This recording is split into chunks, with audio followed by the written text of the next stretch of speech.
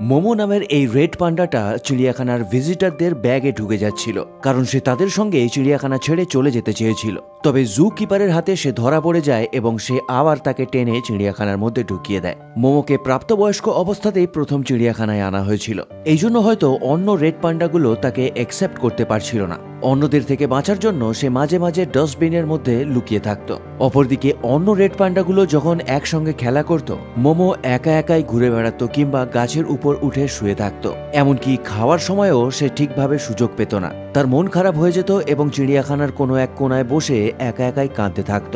একদিন জু কিপার পুরো ব্যাপারটা বুঝতে পারে এবং তার কাছে গিয়ে তাকে আদর করে দেয় এবং তাকে আলাদা ডেকে একটা আপেল খেতে দেয়। এরপর থেকে সে জু কিপারকে খুবই ভালোবাসতে শুরু করে, কিন্তু অপরদিকে অন্য রেড পান্ডাগুলোও তাকে ঘিরে থাকতো সবসময়। এই কারণে ফার্স্ট্রেটেড হয়ে মোমো চিড়িয়াখানার ভিজিটরদের কাছে চলে যেত, আর যেদিন সে একটা ভিজিটরের হাতে আপেল দেখে সেই দিনেই